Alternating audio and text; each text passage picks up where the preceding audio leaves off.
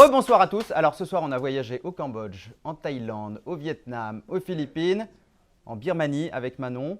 Merci Manon d'être avec nous ce soir. Merci à vous, bonsoir tout le monde. Donc Manon, tu viens de donner un an de ta vie dans l'État Shan, qui est au nord-est de la Birmanie.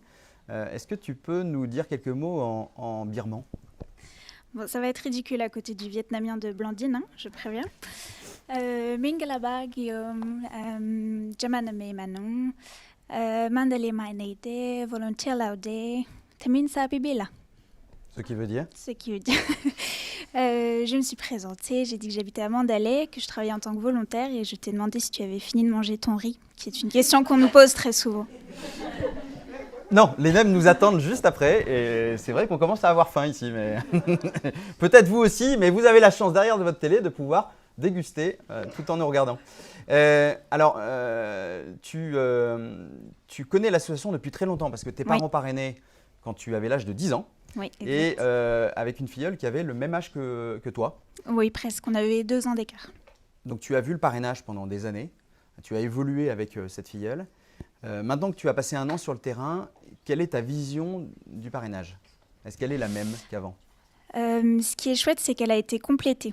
C'est-à-dire qu'en tant que marraine, moi j'ai eu la chance de vivre le parrainage avec énormément d'échanges de lettres. En 12 ans de parrainage, on s'est pas mal écrit. Et j'ai vraiment grandi avec Nam et c'était incroyable de la voir s'épanouir, s'intéresser à de nouvelles choses, devenir curieuse, de gagner en maturité et de toujours autant aimer l'école. Et aujourd'hui, Nam, elle a 19 ans, elle travaille, elle peut subvenir aux besoins de sa famille. Et Où habite-t-elle ? Elle habite dans le nord du Vietnam, près d'Hanoï.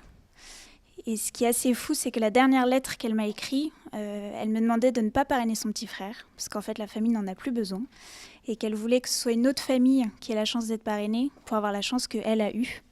Et là, on se dit que voilà, c'est la boucle est bouclée, et c'est vraiment une belle histoire. Et quand on arrive ensuite en tant que bambou sur le terrain, on voit le parrainage se concrétiser. Et tout ce que j'avais imaginé à travers les lettres, à travers ce que DM nous racontait, je l'ai vu en vrai, j'ai vu l'effet que faisait le parrainage sur les jeunes.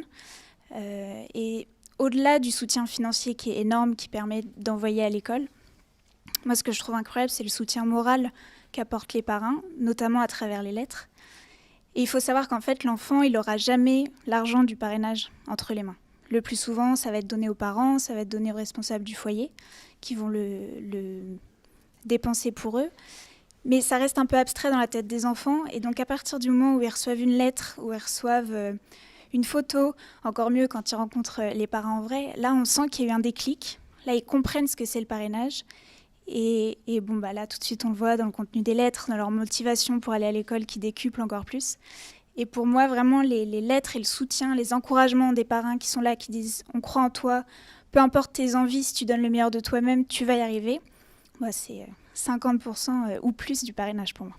Donc souvent, on se dit qu'une lettre peut changer une vie. C'est pas un slogan. Toi, tu l'as vu sur le terrain? Moi, je l'ai vu. J'ai vu des contenus de lettres incroyables, des échanges de photos. À chaque fois que je vais en visite filleule, la famille me sort le tas de lettres qui est précieusement gardé dans un sac plastique pour pas que la pluie l'attaque, alors que les vêtements, c'est posé dans un coin. C'est moins important que les lettres. Et oui, non, les lettres changent des vies. Ça, j'en suis persuadée. Donc, chers bénévoles, vous n'avez plus d'excuses avec l'application SimplyCards. Est-ce que tu as une filleule ou un filleul qui t'a marqué pendant cette année? Oui, j'en ai beaucoup. On a tous, je pense, en tant que bambou, 1000 histoires à raconter. Pour rebondir un petit peu sur les lettres, moi, c'est l'histoire de Min Miatou, que vous voyez en photo. C'est un jeune qui habite à Mandalay, qui a été recueilli quand il avait une petite dizaine d'années et qui vient des montagnes de l'État Shan. Il n'a plus de contact avec sa famille. Ça fait partie des jeunes qui sont extrêmement touchés par les conflits ethniques qu'il y a dans cette région. Et il a été recueilli donc, dans ce centre à Mandalay qui accueille les enfants des rues, un centre qui fait un travail incroyable, qui accueille des garçons qui arrivent tout âge confondu avec des traumatismes souvent qu'on n'imagine pas. Et Mimiatou, aujourd'hui, donc à 18-19 ans, il a fait le choix d'aller lui-même dans une école bouddhiste. Donc c'est pour ça que vous le voyez avec sa robe sur la photo. Je l'ai rencontré juste après qu'il soit allé en cours. Et il a fait ce choix-là parce que c'est une école réputée, qui certes coûte cher, mais grâce au parrainage, il peut y aller. Et il a une ambition incroyable, une détermination vraiment qui pousse à l'admiration. Et il a déjà identifié les écoles qui pourraient l'accueillir une fois qu'il aura passé son diplôme. Et ce qui est assez fou, c'est que pendant l'échange, le responsable, donc le prêtre qui était avec moi, lui dit je t'écrirai une lettre de recommandation, on ira faire les courses de fourniture. Voilà. Et donc ça s'est fait devant mon regard et c'est ça qui est vraiment beau aussi quand on est en mission bambou. Et pourquoi il veut aller dans ces écoles-là? Parce qu'il veut vivre de sa passion qui est le dessin. Et dans ces échanges de lettres, dont je n'ai traduit quelques-unes, il demandait à ses parents de leur envoyer une photo récente d'eux pour pouvoir leur dessiner leur portrait et leur renvoyer après en cadeau. Et ça, c'est beau. Alors, cette année a été compliquée pour les bambous, avec un confinement à Bangkok, mais très compliqué sur le terrain en Birmanie. Est-ce que tu peux nous expliquer comment s'est passé le programme d'urgence dans les Tashan pour subvenir aux besoins fondamentaux des familles? Donc, à l'échelle de ma zone, on a aidé surtout les grandes villes. C'est les programmes de Mandalay, principalement, qui ont fait appel à nous. Pourquoi? Pour aider les familles des bidonvilles, qui sont une population qui se sont retrouvées sans revenus du jour au lendemain et dans l'incapacité totale de trouver du travail, comme le disait Christine au tout début. Ce sont des travailleurs journaliers, donc quand tout est bloqué, il n'y a plus du tout de salaire. Et à hauteur de 4 700 €, dans ma zone, on a pu aider 185 familles. Donc via des distributions de riz, là vous voyez une préparation de sacs où les religieuses, et avec d'ailleurs la fille en violet est une filleule EDM, qui était en train de préparer les sacs donc avec du riz, des pommes de terre, de l'huile, du piment, du sel, voilà, de quoi se nourrir pendant longtemps. Mais aussi des produits d'hygiène, et les sœurs de Mandalay essayaient de distribuer le plus possible de masques et de gel, de gants pour protéger au mieux les familles.